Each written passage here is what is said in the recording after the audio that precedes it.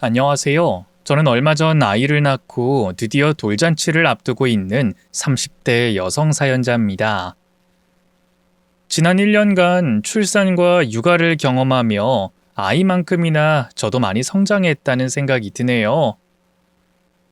저도 나이만 먹었지 인간으로는 성장이 더딘 사람이라 생각했는데 아이를 키우다 보며 철이 많이 들었거든요.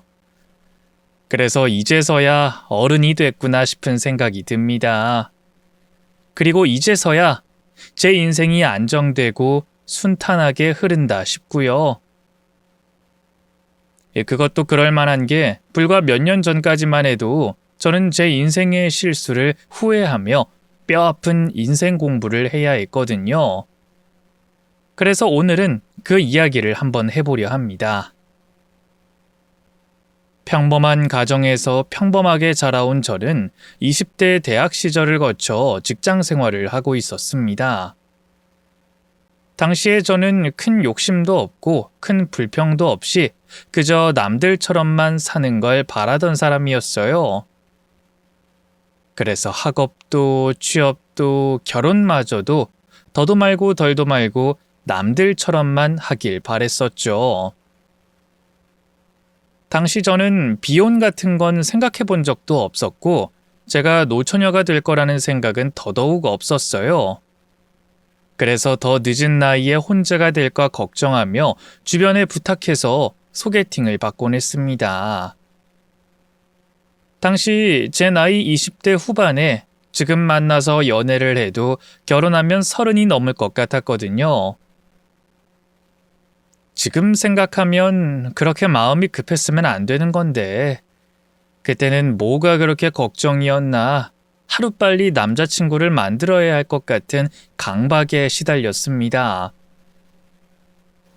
주변의 친구들은 하나둘 결혼을 해서 떠나고 부모님이나 친척 어른들은 제 나이를 들어 자꾸만 빨리 시집가라는 이야기를 하시니 저는 그게 꼭 제가 해내야 할 숙제처럼 느껴지더라고요.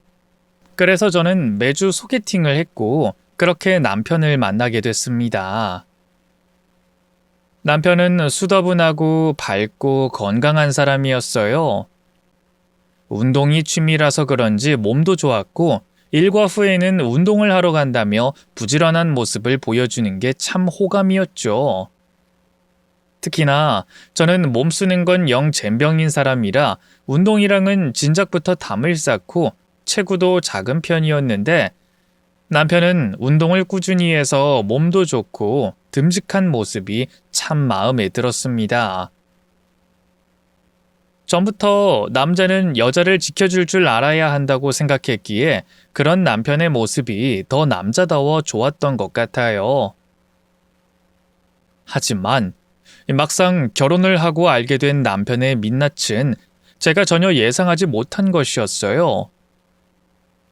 어떻게 결혼 전과 후가 이렇게 다를 수 있는지 결혼하며 알게 된 남편은 완전히 다른 사람이었습니다. 연애할 때의 다정하고 듬직한 모습은 어디로 갔는지 결혼을 해서는 뭐든 무심하고 무신경한 사람이 돼버리더라고요. 저희가 맞벌이이니 당연히 나눠서 해야 할 집안일들을 자기는 할 줄 모른다, 귀찮다 하는 이유로 제게 밀어버리고 남자답고 듬직하던 모습은 남녀 차별적인 발언들로 제 속을 뒤집어대곤 했습니다. 자신은 남자이니 집안일을 할 수 없다, 주방일을 할 수 없다, 그러면서 저는 여자니까 당연히 요리도 잘하고 청소도 잘 해야 한다 생각하더라고요. 근데 처음부터 잘하는 사람이 어디 있겠어요. 저도 집에서 곱게 자란 자식이라 엄마가 해주는 밥만 먹고 옆에서 거들기만 했지 자취를 해본 적도 없어서 음식이나 살림이나 제대로 하는 건 다 처음이었는데 말이에요. 야, 너는 무슨 여자가 살림을 이렇게 못해? 밥 한 번 차리는데 2시간씩 걸리는 게 맞냐? 그럼 어떡해. 찌개 끓이고 반찬하고 하면 그렇게 되는데. 그러게 내가 반찬 정도는 사 먹자니까 왜 매번 반찬을 다 새로 하래? 나 사 먹는 반찬 싫어해. 우리 엄마가 나를 얼마나 곱게 키우셨는지 몰라? 그리고 그거 그냥 대충 몇 개 조물조물 하면 되는 걸 그걸 못해서 투덜거리냐? 에이. 결혼 전엔 참하고 여성스러운 줄 알았더니 이거 완전 아무것도 못하는 바보네. 바보야. 그러는 당신은 뭐 할 줄이나 알아? 라면 끓이는 것도 물 하나 못 맞춰서 나한테 해갖다 바치라는 인간이 말이 많아. 뭐? 야, 너 그래서 지금 남편한테 대드냐? 대들어! 지금이 무슨 쌍팔년도나 되는 건지 남편은 나이에 비해 너무나 가부장적이고 꼰대 같은 인간이었습니다. 연애할 때만 해도 자기가 힘이 더 세니까 다 해주겠다고 저를 떠받들어 줄 것처럼 굴더니 결혼을 하자마자 본색을 보이더라고요. 어떻게 이런 모습을 연애하는 동안 꽁꽁 숨길 수 있었던 건지 저는 완전히 사기꾼에게 속은 기분이었습니다. 그래서 따져 묻고 울고 화를 내기도 했지만 남편은 자기가 뭘 잘못했는지 이해도 하지 못하고 그런 제 기분을 이해해 보려 하는 생각도 하지 않았어요. 이런 인간인 것을 그전엔 왜 몰랐는지 저는 결국 제 탓을 할 수밖에 없었습니다. 그렇게 무책임하고 무신경한 남편의 시댁마저도 제 편은 아니었어요. 애초에 그래서 그 부모의 그 자식이라 그러는 건지 남편이나 시부모님이나 생각하고 행동하는 게 정말 똑같았거든요. 아들 가진 부모라 그런지 며느리 알길 우습게 알고 별로 잘난 것 없는 자기 아들만 감싸고 도는 전형적인 나쁜 시부모님이셨어요. 자식 새끼 버릇없이 키운 게 뭐가 자랑이라 그러시는지 결혼해서도 아내가 그런 남편을 이해하고 받들어 섬겨야 한다고 생각하시더라고요. 그럼 저는 어디서 길에 굴러먹다 온 자식인 줄 아시는지 정말 기가 막혔죠. 원래 여자들은 결혼하면 남편 소유가 되는 거야. 네가 결혼 전엔 친정 부모님 밑에서 배우고 컸지만 이젠 남편 밑에 속해서 남편이 시키는 대로 하고 살아야 하는 거다. 그렇게 함으로 인해서 가정에 안정이 생기고 잘 지켜지는 거지. 그러니까 앞으로는 남편이 하는 말에 토달지 말고 고분고분하게 잘 따라라. 괜히 저번처럼 살림 문제로 이러니 저러니 말 나오게 하지 말고.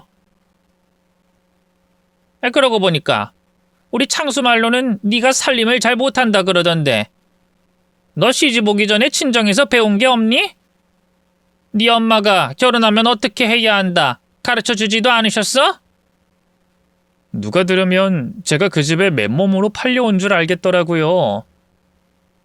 똑같이 반반 각출해서 더할 것도 뺄 것도 없이 평등하게 결혼했는데 왜 제가 결혼해서 시댁 종이 돼야 하나요? 그런데 말도 안 되는 것들을 어쩜 그렇게 당연하게 얘기하시는지 순간 저는 정말로 제가 잘못 생각하고 있는 게 아닌가 싶은 정도였어요. 그제서야 남편이 그동안 제게 떠들던 말들이 이해가 되더라고요. 이딴 집에서 자기만 잘난 줄 알고 자랐으니 마누라 무시하는 게 일도 아니었겠죠. 이런 시댁과 남편을 대체 어떻게 참아야 하는지 저는 하루에도 수십 번씩 이혼 생각이 들곤 했습니다. 그렇다고 막상 이혼을 하려니 그것도 쉽지 않더라고요. 이런 이야기를 친정 부모님께 어떻게 꺼내야 할지 걱정스럽고 나 하나만 참으면 되는 거 아닌가 싶은 생각도 들었죠. 더구나 제가 이혼을 하게 될 거라 생각을 해본 적이 없어서 그런지 저는 이혼이 엄청나게 큰일처럼 생각이 됐습니다. 행복해지려고 결혼한 건데 결혼한 지 몇 년 만에 이혼을 하겠다고 하면 주변에서 얼마나 수군거릴까 싶었거든요. 게다가 다른 친구들에게 고민을 털어놓으면 그 정도는 다 참고 사는 거라며 저를 예민한 사람 취급하니 제가 정말 유난인 건가 싶기도 하더라고요. 야, 남자들은 원래 개 아니면 애라 그러잖아. 집에서 살림 도와주는 남편이 몇이나 될 것 같니? 여자들이랑 같이 살림하고 요리하는 남편은 드라마나 영화에만 나오는 거야. 아무리 그래도 그렇지. 어떻게 같이 사는 집에 꼼짝도 안 할 수가 있어. 그럼 나는 살림하려고 태어난 사람이야? 서로 비슷하게 벌고 똑같이 맞벌이 하는데 왜 맨날 나만 아등바등 살림하고 챙겨야 해? 게다가 잔소린 또 얼마나 심한지. 진짜 미치겠어. 그래도 네 남편은 바람은 안 피잖아. 그거만 감사히 하고 그냥 살아. 너 살림 안 돕는 남편보다 바람 안 피는 남편이 더 드문 거 모르니? 그런 말들을 들으면 저는 정말 내가 욕심이 많은가 싶었습니다. 남자들이야 원래 살림을 잘 못하는 사람들인데 내가 다른 집들이랑 비교하면서 내 남편에게 욕심을 부리는 건가 하는 생각도 들었어요. 그러면서 바람 안 피는 것만으로 고마운 일이라는 친구의 말에 저도 모르게 위안을 얻게 되더라고요. 친구 말처럼 저희 남편이 허세 가득하고 가부장적인 것에 비해 여자 문제는 전혀 없었거든요. 연애할 때도 다른 여자들한테 눈 한 번 돌리지 않고 저만 봐주던 사람이었기에 저는 남편이 결혼해서도 저를 배신하진 않을 거라 생각했습니다. 그래서 오로지 그것 하나만을 위안 삼으며 남편과의 결혼 생활을 이어가고 있었는데 그랬던 남편이 이렇게 제 뒤통수를 칠 줄은 몰랐어요. 제가 남편의 비밀을 알게 된 것은 정말 우연이었습니다. 평소 지하철로 출퇴근을 하는 저는 차를 쓸 일이 별로 없었고 그래서 차는 거의 남편 혼자 사용하는 편이었어요. 가끔 주말에 시댁에 가거나 장 보러 갈 때 얻어 타는 것 말고는 제가 남편 차에 갈 일도 없었거든요. 그런데 그날은 어쩐 일로 차가 쓰고 싶더라고요. 마침 남편은 운동을 간다고 나가 있었고 친구를 만나러 가기로 했던 제가 남편의 차를 잠시 쓰기로 했습니다. 미리 말하진 않았지만 부부 사이에 차 같이 쓰는 게 큰일도 아니다 싶어서 운동하느라 바쁜 남편에게는 문자만 남기고 차를 끌고 나갔는데 30분쯤 뒤인가 남편이 제게 불이 나게 전화를 하더라고요. 평소에는 자기 놀기 바빠서 제가 먼저 전화해도 전화도 안 하던 사람이 말이죠. 그래서 무슨 급한 일인가 싶어서 전화를 받았더니 남편이 제가 차를 가지고 나간 것을 알고 엄청나게 화가 난 겁니다. 수화기 너머로 흥분해서 씩씩대는 숨소리까지 다 느껴질 정도로 말이에요. 야, 너 미쳤어? 내 차를 왜 끌고 가? 너 어디야? 당장 돌아와, 당장! 나 거의 다 왔어. 조심해서 운전할 테니까 걱정하지 마. 당신 어차피 오늘 차 안 쓸 거 아니야? 근데 왜 그렇게 난리야? 부부 사이에 차 좀 쓰면 어때서? 그게 네 차냐? 내 차지? 왜 남의 차를 함부로 끌고 가고 지랄이야, 지랄이! 뭐? 당신 지금 뭐라고 했어? 당신 지금 나한테 욕한 거야? 그럼 이 상황에 욕이 안 나오게 생겼나? 아니 평소 차도 안 타는 게 갑자기 무슨 바람이 불어서 난리야? 괜히 사고 치지 말고 지금 당장 차 끌고 들어와. 다른 거 아무것도 만지지 말고, 알겠어? 처음엔 남편이 그러는 게 제가 혹시라도 차 사고를 낼까 싶어 화가 난 줄 알았습니다. 주제에 안 맞게 외제차를 타고 다니던 남편이라 차를 워낙 아껴서 그러는가 보다 생각했어요. 근데 그렇다고 제가 운전을 못하는 편은 아니었거든요. 운전을 자주 하진 않지만 가끔 남편이 밖에서 술 먹으면 제가 대신 대리운전을 해주기도 하고 장거리를 갈 때면 남편과 교대로 운전을 하기도 했으니까요. 그때는 자기가 필요해서 그런지 제 운전 실력 걱정도 안 하고 잘 맡기더니 왜 이제 와서 갑자기 이렇게 흥분하나 싶었어요. 그리고 그때 제 머릿속에 쎄한 느낌이 스쳐갔습니다. 이 인간이 걱정하는 게 차가 아닐지도 모르겠다는 생각이 들더라고요. 그래서 저는 그 즉시 차를 세우고 차 구석구석을 뒤지기 시작했습니다. 그러다 블랙박스를 확인하는데 거기 이상한 게 찍혀 있더라고요. 웬 여자가 남편과 같이 차를 타고 다닌 겁니다. 그리고 그 둘이 같이 움직여 도착한 곳은 어느 한적한 모텔이었어요. 차량 전면 블랙박스에 그 두 사람이 모텔에 들어가는 것까지 전부 찍혀 있는 것을 본 저는 손발이 덜덜 떨릴 만큼 큰 충격을 받았습니다. 절대로 여자 문제만큼은 없을 거라 믿었던 남편이 저 몰래 바람을 피고 다녔던 거죠. 결국 이 사실을 들킬까봐 그렇게 화를 냈던 거구나. 그제서야 이해가 되더라고요. 그렇게 남편의 외도 사실을 알게 된 저는 화가 나면서도 내심 차분해졌습니다. 그동안 수십 번 머릿속으로만 생각하던 이혼 결심이 그때는 단번에 들었거든요. 마치 참고 있던 마개를 탁 풀어버린 느낌이었죠. 그러자 속에 있던 분노가 싹 빠져나가면서 이성이 들며 머리가 차가워지는 기분이었어요. 그래서 그때 바로 이혼을 결심한 저는 남편의 차를 끌고 친정으로 가버렸습니다.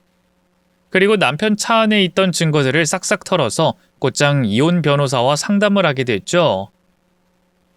그 후의 일은 여러분도 예상하시다시피 이혼 엔딩이었어요. 남편의 외도 증거는 너무 확실했고 제가 더 할 것도 없더라고요.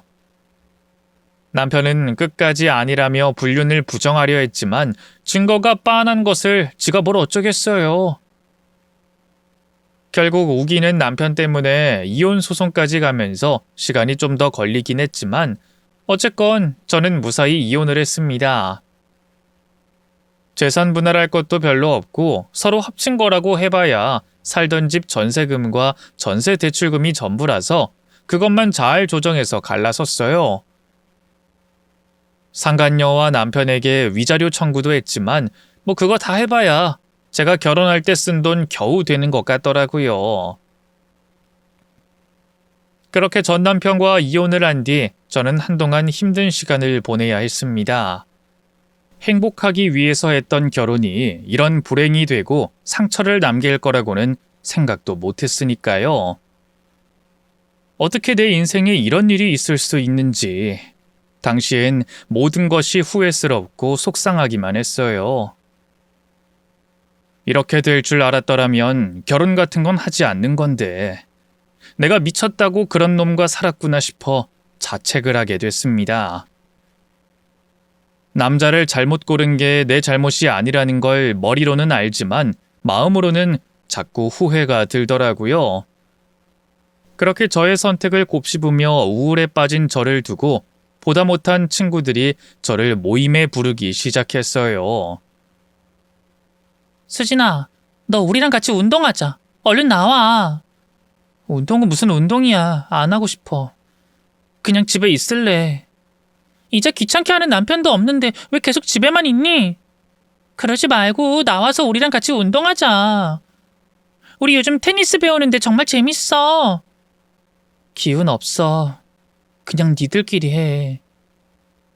얘가 정말 왜 그러니? 너 그러다 진짜 우울증 생겨. 우리가 봤을 땐 네가 집에만 있어서 더 우울해하는 것 같은데. 나와서 운동하면 우울증도 고칠 수 있다?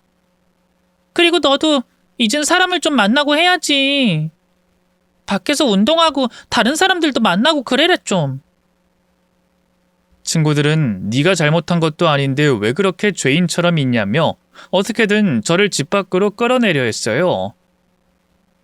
친구들 말처럼 이제 챙겨줘야 할 남편도 없고 귀찮게 하는 시댁도 없는데 이상하게 저는 밖으로 나가기 싫더라고요. 이혼을 겪은 내 인생이 실패한 인생 같고 사람들이 이혼 여인 저를 우습게 볼 것 같다는 생각이 들었거든요. 전부 다 제 자격지심인 것을 알지만 그때는 정말 제 자존감이 바닥이었습니다. 어쩌다 그런 쓰레기 같은 놈을 만나서 사랑받지도 못하고 결국 배신당하고 실패한 결혼 생활로 인해 저라는 사람은 가치가 없다는 생각이 들었거든요. 그래서 밖에 나가기도 싫고 사람을 만나고 싶지도 않았죠. 점점 집에만 있다 보니 더 우울해지는 건지 친구들은 그런 저를 걱정했고 기어이 저를 억지로 끌고 나가더라고요. 나와서 운동이라도 하면 분명 기분이 나아질 거라고 말이죠. 운동에는 영 관심 없던 저라 정말 억지로 나갔던 저는 그곳에서 뜻밖의 인연을 만나게 됐습니다. 이 테니스라는 게 2명씩 짝을 지어 하는 운동이다 보니 필히 파트너가 필요했는데 다른 친구들은 전부 부부 동반이고 저 혼자만 짝이 없잖아요. 근데 친구들이 그런 저를 위해 혼자인 지인 한 분을 데려왔더라고요. 수진아, 인사해. 여긴 태균 씨. 우리 모임 에이스셔. 태균 씨, 여기가 제 친구 수진이에요. 이 친구 운동신경도 별로 없고 테니스도 처음이거든요. 그러니까 태균 씨가 잘 가르쳐 주세요. 수진아, 너 진짜 운 좋은 거야. 태균 씨가 워낙 운동을 잘하셔서 테니스도 수준급이시거든. 너 이분한테 잘 배우면 따로 강습 다닐 필요 없어. 그 정도는 아니지만 제가 할 수 있는 선에서 최대한으로 가르쳐 드리겠습니다. 그럼 저랑 즐겁게 테니스 배워보실까요? 친구들의 소개로 태균 씨를 만난 저는 태균 씨에게 테니스를 배우며 가까워지게 됐습니다. 친구들이 처음부터 그걸 의도하고 저희를 붙인 건진 몰라도 저와 태균 씨는 처음부터 서로에게 호감이 갔어요. 성향이나 취향이 잘 맞기도 했고 무엇보다 태균 씨가 참 좋은 사람이었거든요. 그래서 저는 태균 씨에게 끌렸고 태균 씨 역시 저를 마음에 들어하는 듯 했습니다. 하지만 당시 저는 누군가를 진지하게 만날 만한 사정이 아니었죠.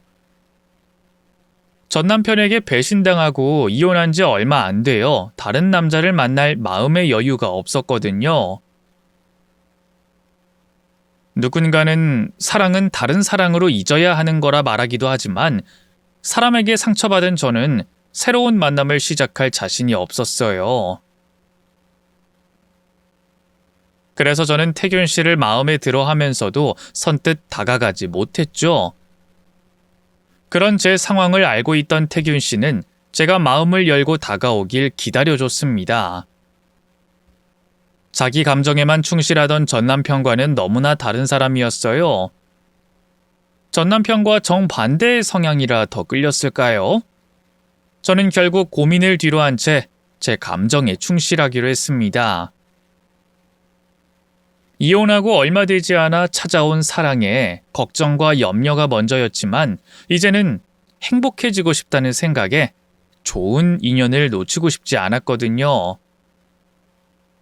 그렇게 저희는 연애를 시작하게 됐고 1년 만에 결혼을 하게 됐습니다.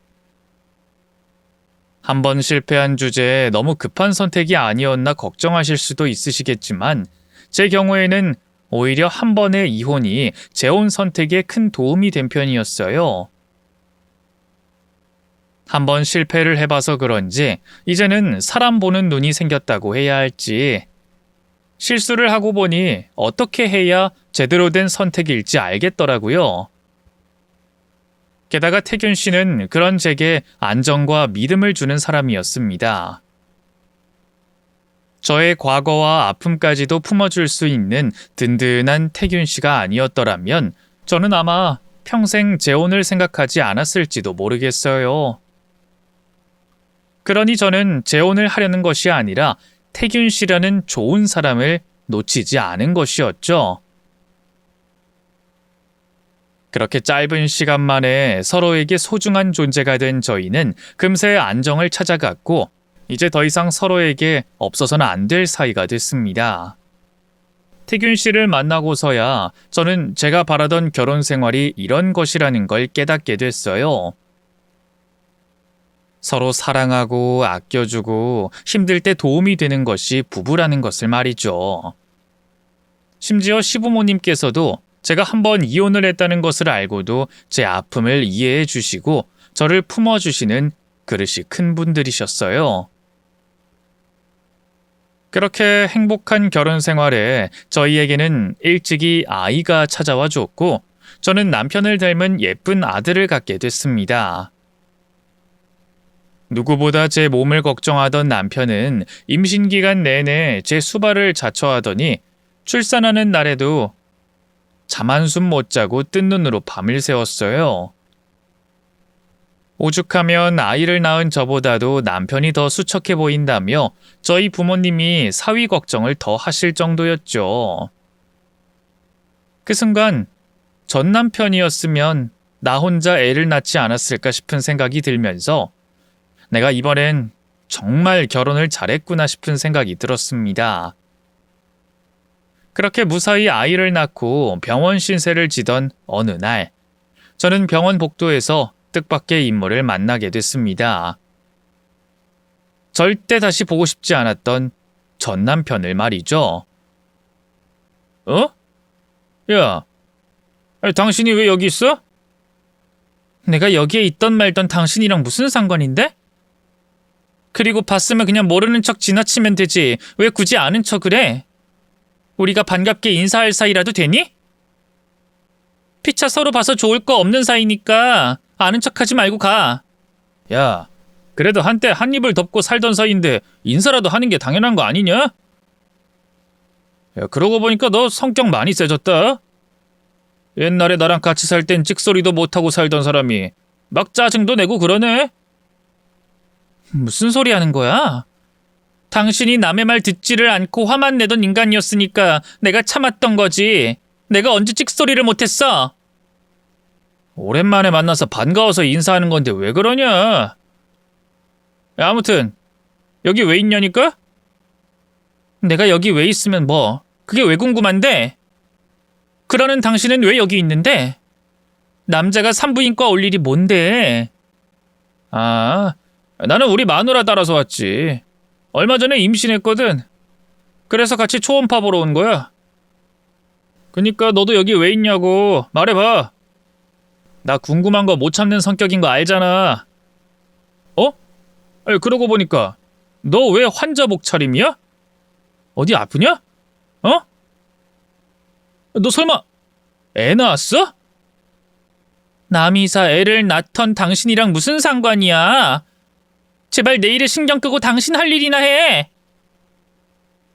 저랑 같이 살면서 바람폈던 여자랑 기어이 결혼을 한 건지 아니면 그새 다른 여자를 만난 건진 모르겠지만 전 남편은 아내의 임신으로 초음파를 들으러 왔다고 했습니다.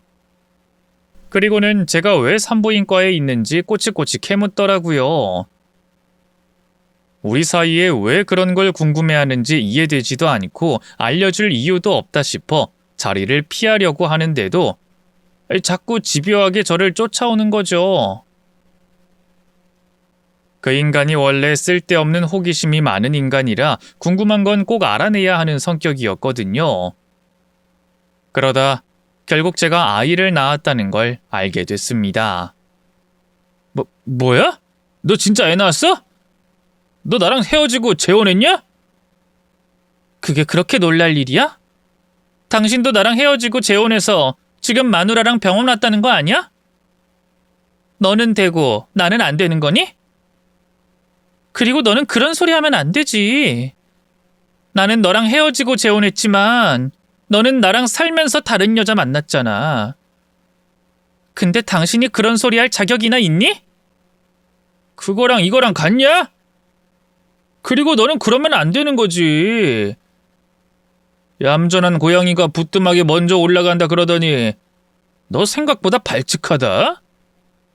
아니, 우리가 이혼한 지 뭐 얼마나 됐다고 벌써 애를 낳아? 정말 기가 막혔습니다. 애초에 우리가 이혼을 했던 게 누구 때문인데 그 인간은 자신의 외도에 대한 죄책감은 전혀 없는지 뻔뻔하게 제 재혼 문제를 떠들었어요. 이제 와서 제가 그놈과 이혼하고 다른 남자와 재혼을 한 것이 기막히다며 얌전한 제가 발칙하다는 소리까지 하더라고요. 그럼 나는 쓰레기 같은 전 남편과 헤어지고도 평생 수절하며 살아야 했다는 건지. 제 앞에서 말도 안 되는 소리를 해대는 그 인간이 참 뻔뻔스러웠습니다. 이럴까봐 전 남편 소식은 궁금해하지도 않았던 건데 그러게 왜 하필이면 같은 병원에서 만나게 된 건지 짜증이 나더라고요. 남이사 재혼을 하던 애를 낳던 당신이 관심 가질 일 아니잖아. 그래도 나는 뻔뻔하게 바람 같은 건 안 피니까 걱정하지 마. 야, 너 말 조심해. 너는 혼자 깨끗하고 순결한 것 같지? 사람이 살다 보면 어떤 일이 생길지 아무도 모르는 거야. 그리고 내가 바람난 건 네 잘못도 있는 거라니까? 마누라가 예쁘게 굴었으면 내가 다른 여자한테 눈 돌아갔겠냐? 그러니까 너도 나중에 어떻게 될지 모르는 거야. 그러고 보니까 너 낳았다는 애 혹시 내 자식은 아니냐? 우리 이혼하자마자 재혼한 걸 보니까 뭔가 이상한데? 야, 친자 검사 좀 해보자. 어?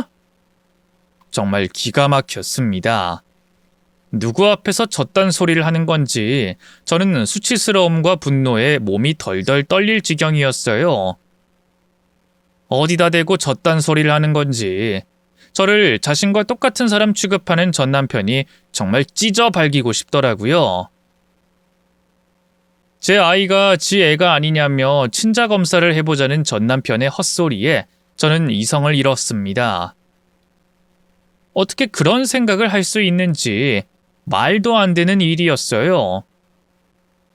애초에 저희가 이혼한 지 벌써 2년이 넘었고 전 남편과는 이혼하기 전 반년 이상 한 방에서 잔 적도 없었는데 10달 품어 낳은 제 애가 어떻게 저 인간 아이일 수 있겠어요. 정말 생각이 없어서 그런 소리를 하는 건지 아니면 그딴 말로 제 속을 뒤집어 놓고 싶어서 일부러 그러는진 모르겠지만 덕분에 저를 열받게 하는 데는 성공했네요. 어떻게 말 한마디로 사람 기분을 이렇게 들쑤실 수 있는지 그것도 재능이라면 재능이라는 생각이 들었습니다. 그래서 정말 그놈을 패주거나 어떻게 해주고 싶었지만 산모인 제가 할 수 있는 일은 아무것도 없어서 정말 억울하더라고요. 그래서 괜히 손만 부들거리며 겨우겨우 참고 있던 그때 잠시 집에 다녀온다던 남편이 도착했는지 저를 발견하고 달려오는 게 보였습니다. 여보, 나왔어. 많이 기다렸어? 근데 당신 왜 누워있지 않고 여기 나와 있는 거야? 아니, 잠깐 아기 좀 보고 병실로 가던 길에 누굴 좀 만나서. 인사해. 여기 내 전 남편 이창수야. 뭐? 전 남편? 어쩌다 같은 병원에서 만났는데 굳이 아는 척을 하길래 그래서 어쩔 수 없이 얘기를 좀 하고 있었어. 그래? 전 남편이셨구나. 안녕하세요. 저 수진이 남편입니다. 저희 수진이 전 남편이시라고요? 예? 예. 뭐 내가 전 남편이올시다. 근데 진작 이혼하고 헤어진 전 남편이 저희 아내에게 무슨 일이신지. 아니 별건 아니고 난 그냥 오랜만에 반가워서 그냥 인사 좀 한 겁니다. 근데 정말 웃기게도 제 남편이 다가오니 그놈이 갑자기 태도가 변하더라고요. 내 앞에서는 할 말 못할 말 구별 못하고 내뱉던 인간이 제 남편 앞에서는 별말하지 못하고 얌전해지는 거죠. 사실 저희 남편이 성격은 정말 순하고 착한데 겉보기엔 키도 크고 덩치도 있어서 강해 보이거든요. 어려서부터 운동선수 생활을 해왔어서 몸도 좋고 워낙 건강한 스타일이라서요. 원래 제 앞에서 늘 힘자랑하기 바빴던 전 남편도 제 남편 앞에서는 평범한 남자처럼 보였습니다. 그래서 아무래도 그 인간이 저희 남편의 위세에 눌린 듯 했죠. 그냥 인사는 무슨, 얘기하기 싫다는 사람 붙잡고 있던 것도 인사야? 당신은 인사를 그따위로 해? 제가 알기론 좋게 헤어진 것도 아닌 걸로 아는데 무슨 할 말이 그렇게 있으셔서 쉬어야 하는 사람을 붙잡고 계셨습니까? 할 말 있으시면 저랑 하셔도 되는데요. 아닙니다. 뭐 별로 할 말도 없고 난 그냥 궁금해서 물어본 건데 저 사람이 저렇게 정색을 하니 이거 괜히 오해 사겠네요. 나 그냥 가보겠습니다. 가긴 어딜 가? 가기 전에 나한테 사과해야지. 당신 나한테 헛소리한 거 당장 사과해. 우리 애들은 네 자식 아니냐고 한 거 사과하라고. 제 남편 앞에서 기가 죽어 보이던 전 남편은 별 말도 못하고 저희를 피하려 했습니다. 아까는 제발 가라 해도 꿈쩍 않던 놈이 제 남편은 상대하지 못하겠는지 알아서 도망을 가려고 하더라고요. 약자 앞에 강하고 강자 앞에서 약하던 그 꼬락서니를 아직도 버리지 못한 전 남편을 보니 기가 막힌 걸 떠나 화가 났습니다. 그래서 저는 어떻게든 그 인간에게 사과를 받아내고 싶었어요. 도망가지 말고 사과를 하라고 하자 그 얘기에 저희 남편이나 그 인간이나 둘 다 놀라는 눈치였어요. 전 남편은 난감한 눈치였고 제 남편은 화가 난 듯했죠. 무슨 소리야? 내가 뭘? 당신은 농담 좀 한 거 가지고 그렇게 해야겠어? 농담? 너는 그걸 농담이라고 하니? 듣는 사람 기분 잡쳐놓고 농담이라고 하면 그만이야? 됐고, 농담이든 아니든 나는 사과 받아야겠으니까 빨리 사과해 당장! 이게 다 무슨 소리야? 저 사람이 당신한테 뭐라고 했다고? 뭐? 우리 애가 누구 애라고? 글쎄 저놈이 내가 낳은 자식이 자기 애 아니냐면서 친자 검사를 해보자는 거야. 그 말 듣고 어이가 없어서 내가 당신 보기 부끄러워서 참으려고 그랬는데 도저히 못 참겠어. 나로 모자라서 어떻게 당신이랑 우리 아기한테까지 그럴 수가 있어?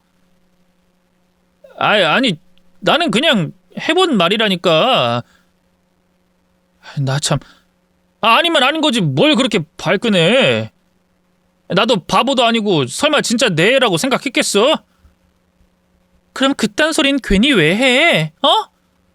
너는 그런 소리 들으면 기분 좋겠냐? 심지어 네 놈도 마누라 임신했다고 병원 온 거라며. 그럼 지 새끼 벤 지 마누라나 챙기지. 왜 이제 생판 남된 나한테 지랄이냐고 지랄이? 자기야 진정해. 너무 열리지 마. 그러다가 당신 몸 상할라. 그래도 너무 열받잖아. 지가 나한테 무슨 짓을 했는데 그래놓고 이제 와서 무슨 헛소리야? 나 정말 사과라도 받아야겠어. 이대로는 못 넘어가. 알았어. 내가 해결할 테니까 당신은 진정 좀 해. 가뜩이나 몸조리해야 할 사람이 큰 소리 내면 어떡해. 당신 푹 쉬어야 하는데 이럴 줄 알았으면 내가 계속 옆에 있을걸. 괜히 나 없는 사이에 이런 일이 벌어져서 정말 속상하네. 내가 다 해결할게. 나 믿지? 나 참 아주 대단한 부분 하셨네. 아니 별일도 아니라니까 다들 왜 이렇게 오바들을 해요? 아무튼 나 가볼 테니까 마누라 잘 챙겨주던가. 가긴 어딜 가려고? 가기 전에 사과하고 가셔야죠. 방금 우리 와이프가 하는 말 못 들었어요? 실수든 장난이든 자기가 뱉은 말에 책임을 져야지. 아니 책임이라니. 내가 무슨 큰 죄를 저질렀다고. 다들 너무 오버하는 거 아니야? 지 마음대로 말을 뱉었으면 거기 책임을 지는 게 당연한 거지. 왜? 네 마음대로 남의 마음에 상처내고 이제 와서 나 몰라라 하려고? 됐고, 딴소리 하지 말고 사과해. 당장 내 아내한테 사과하라고. 사과 못하겠다면 못하면 어쩔 건데? 뭐 마음에 안 들면 고소라도 하든가. 농담한 거 가지고 고소가 되는진 모르겠지만 해보려면 해봐. 왜 최수진 너 법 좋아하잖아. 이혼 소송할 때처럼 어디 한번 해보시던가. 어? 이 사람 이거 안 되겠구만 정말. 지 멋대로 헛소리 해놓고 이제 와서 사과는 또 못하겠는지 전 남편은 배째라는 듯 아나무인으로 나오고 있었습니다. 사과를 하는 건 가오가 상하는 건지 이제는 제 남편 앞에서도 당당하게 고개를 쳐들더라고요. 그런데 그때 제 남편이 뭔가 알아봤다는 듯 전 남편을 빤히 쳐다보기 시작했어요. 그러고 보니까 당신 어디서 본 적 있는 것 같은데. 당신 나 몰라? 뭐? 우리가 보긴 뭘 어디서 봐? 아니 당신 진짜 나 모르냐고. 당신 이름 이창수라 그랬지? 아이, 그 이름 들었을 때부터 알아봤어야 하는데 내가 너무 오랜만이라 깜빡했다.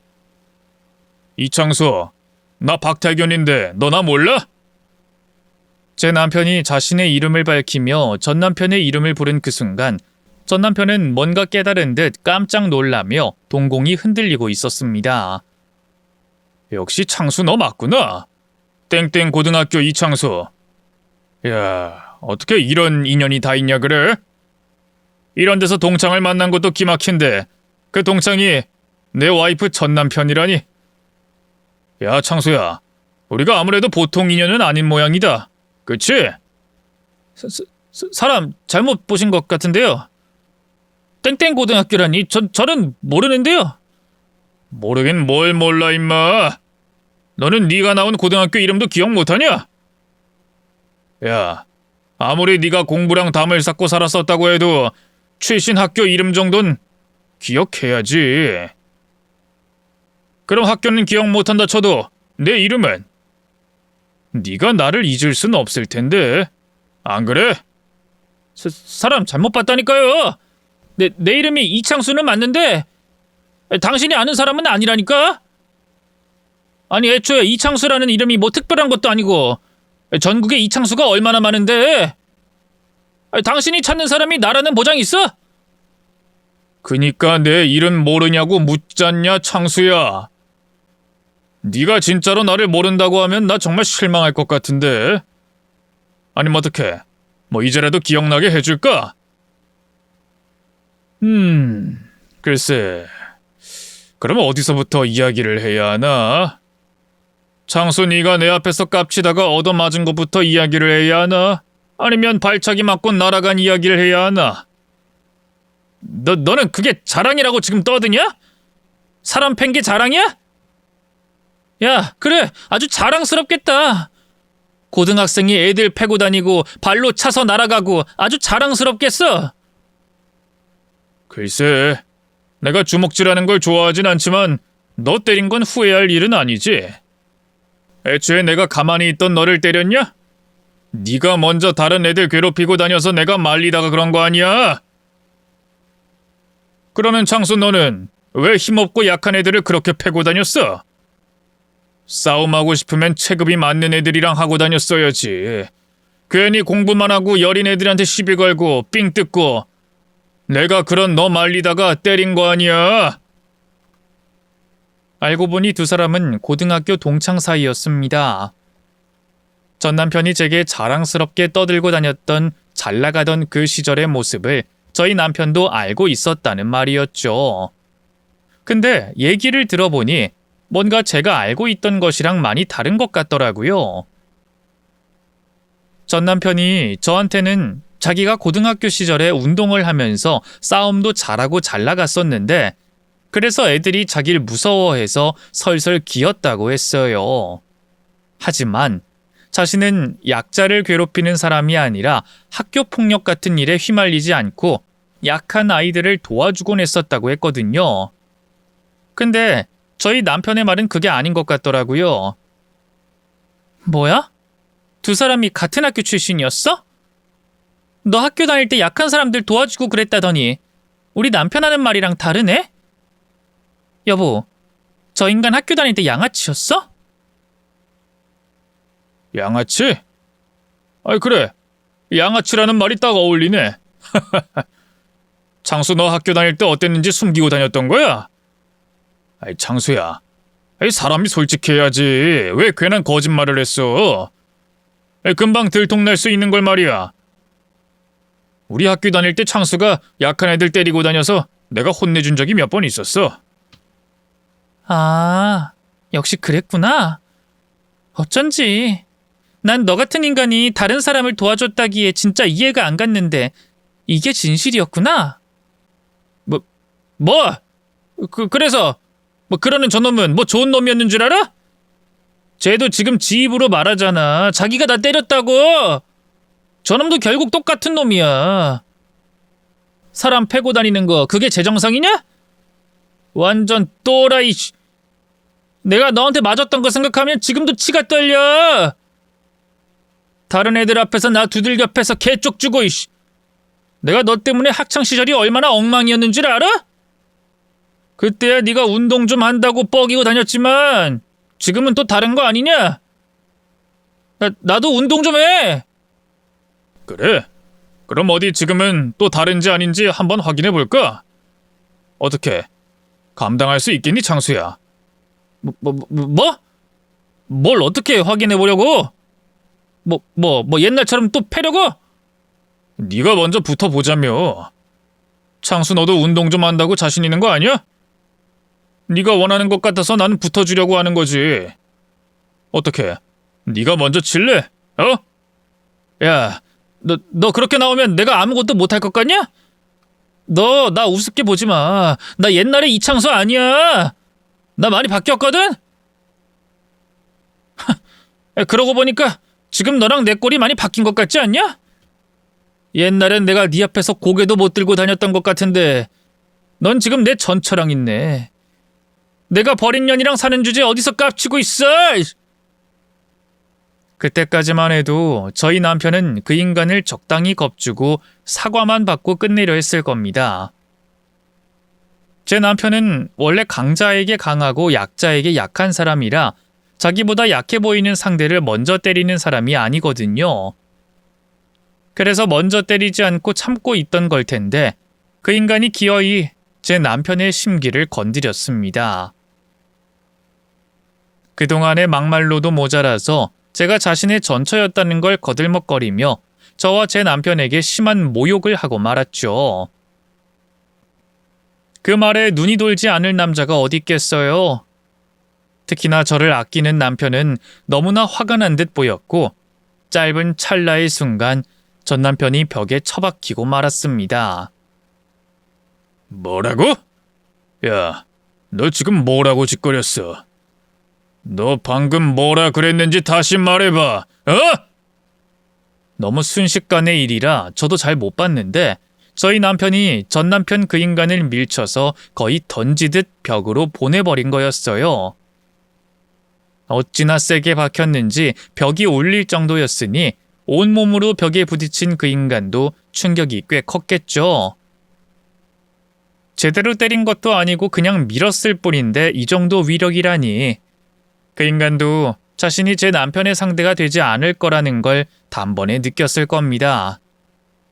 아니나 다를까 방금 전까지 깝죽거리며 저희의 속을 긁던 인간이 갑자기 꿀먹은 벙어리가 돼버리더라고요. 야, 창수야, 말해보라니까? 왜 갑자기 또 말이 없어? 어? 아니, 내가 뭘? 나 더 할 말 없다. 나 이제 우리 와이프한테 가봐야 해. 나 기다리고 있을 거야. 아니, 이젠 네 발로 그냥은 못 가지. 나를 이렇게 열받게 해놓고 네가 그냥 갈 수 있을 거라 생각하는 거야? 그래서 뭐? 너 나 패면 진짜 큰일 나. 내가 어릴 때처럼 그냥 맞아줄 거라 생각해? 너 나 때리면 나도 가만히 안 있는다. 나 너 고소할 거야? 그리고 합의 안 해줄 거야? 그럼 네가 어떻게 할 수 있는데? 너 이제 막 아빠 됐는데 네 새끼 못 보고 감옥에서 썩을 자신 있으면 해보던가. 우리 창수가 그래도 나이를 먹긴 먹었나 보구나. 그런 쪽으로 머리 굴릴 줄도 알고. 아까부터 너답지 않게 개긴다 싶었더니 믿을 구석이 이런 거였구나. 아참 창수야. 근데 내가 말 안 했었나 본데 나 사업한다. 나 돈 꽤 벌어. 그 말은 즉슨 내가 지금 여기서 너 두들겨 패더라도 물어줄 깽값은 충분하단 말이야. 물론 넌 합의 안 해주면 그만이라 생각하겠지만 그게 말처럼 쉽지 않을걸. 내가 제일 비싼 변호사 써서 너 말려 죽일 거거든. 나는 전과도 없고 봉사도 다니는 선량한 시민이고 넌 폭행 시비에 여러 번 휘말린 잡범이잖아. 그럼 법이 누구한테 더 유리해질까? 전 남편은 그제서야 상황 파악이 된 것인지 더 이상 입을 열지 못했습니다. 제 남편에게 진짜 얻어맞을까 잔뜩 얼어붙어서 덜덜 떨더라고요. 그 꼬락서니가 어찌나 웃기던지 저런 인간이 그동안 자기 힘 자랑을 하고 약한 사람들을 비웃던 거구나 싶어 기가 막혔어요. 여자고 노인이고 약자 앞에서만 대단하던 놈이 결국 자기보다 강한 사람 앞에서는 쪽도 못 쓰는 거죠. 저희 남편이 자기보다 힘도 좋아 보이는 데다 돈도 있다는 소리를 듣곤 자기가 지겠다 싶은 계산이 나왔는지 결국 자리에서 무릎을 꿇고 사과를 하더라고요. 미안하다. 내가 다 잘못했어. 내가 이렇게 사과할게. 내가 사과하면 되는 거지? 태균아, 미안하다. 나 한 번만 용서해줘라. 응? 너도 아빠 됐으니까 알 거 아니야. 우리 애는 아직 태어나지도 않았는데 가장인 내가 이런 일에 휘말리면 어떡하겠냐.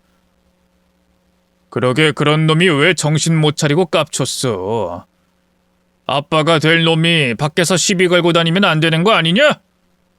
그리고 왜 사과를 나한테만 해? 네가 먼저 사과할 사람은 우리 와이프 아니야? 처음부터 네가 우리 와이프한테 괜한 시비만 안 걸었으면 이런 일이 없었을 텐데 말이야. 뭐? 아니, 내가 저 사람한테까지 사과를 해? 그럼 안 하려고? 너 아직 정신 못 차린 모양이구나. 아니야. 사과할게. 수진아, 내가 미안하다. 내가 다 잘못했다. 뭘 잘못했는데? 사과할 거면 똑바로 해. 아, 그리고 이참에 전에 안 한 사과까지 다 좀 해줬으면 좋겠는데? 전에 뭐? 내가 또 뭘 어쨌는데? 네가 내 인생 망친 거, 나 속이고 바람핀 것까지 다 사과하라고. 그래, 사과하려면 제대로 해야지 창수야. 그래, 다 미안하다. 너 두고 바람핀 것부터 오늘 만나서 무례하게 군 것까지 다 사과할게. 지금 그 사과에 진심이 있긴 한진 모르겠다. 아까 내 앞에선 그렇게 기고만장하게 굴어놓고 우리 남편 앞이라고 쫄아서 그러는 거지? 사람 가려가면서 힘자랑하는 그 습관 좀 버려. 네가 운동 좀 하고 어렸을 때 양아치 짓 좀 했다고 네가 잘난 사람인 줄 알아? 넌 그냥 힘자랑밖에 할 줄 아는 게 없는 찐따인 거야. 힘이 있으면 약한 사람을 위해서 쓸 줄 알아야지. 어떻게 더 약한 사람들을 괴롭히며 사니? 당신도 곧 아빠가 된다니까 충고하는데 이젠 제발 철 좀 들었으면 좋겠다. 그리고 다시는 우리한테 아는 척하지 말고 조용히 살아. 알겠어? 전 남편이 제 앞에서 무릎까지 꿇고 사과를 했지만 저는 그 사과가 진심이라고 전혀 생각하지 않았습니다.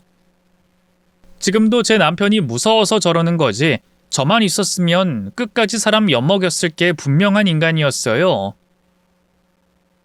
이 사람이 쉽게 변하지 않는다 하지만 어떻게 저렇게까지 철이 안 들 수 있는지. 이제 곧 아빠가 된다는 사람이 저런다는 게 정말 이해되지 않더라고요. 그래서 저는 진심 어린 조언을 해주며 앞으로 다시는 아는 척하지 말라고 지나쳐 가렸는데 저 멀리서 그놈의 와이프가 달려오더라고요. 그러자 그놈은 못나게 또 자기 와이프에게 화풀이를 하고 있었어요. 어머, 자기야, 이게 무슨 일이야? 아니, 화장실 갔다 오겠다 그러더니 여기서 왜 이러고 있어?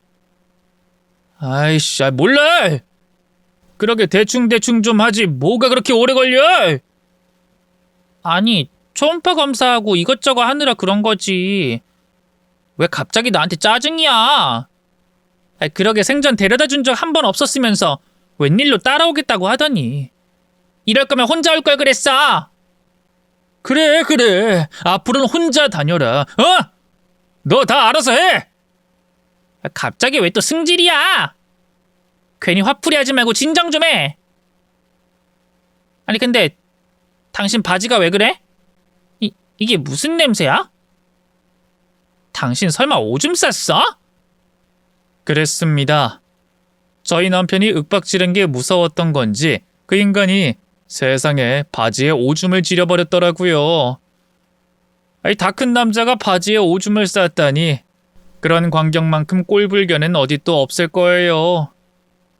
심지어 그 인간은 자기 자신도 모르고 있었던 건지 자기 와이프가 얘기를 해서야 깨닫고는 충격을 받은 듯 멘탈이 나가버리더라고요.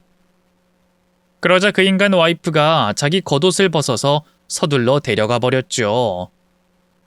그걸 보니 그래도 와이프는 잘 얻었구나 싶은데 그 인간이 이번엔 자기 와이프에게 잘해주려나 걱정도 됐습니다. 하지만 그것도 이제 제가 신경 쓸 일은 아니겠죠. 그렇게 황당한 만남이 있고 저는 비로소 전 남편을 완전히 잊을 수 있을 것 같았습니다. 지금의 남편을 만나고서도 가끔 예전의 끔찍한 결혼 생활이 떠올라 괴로워지고 했었는데 이제는 더 이상 괴롭지 않을 것 같더라고요.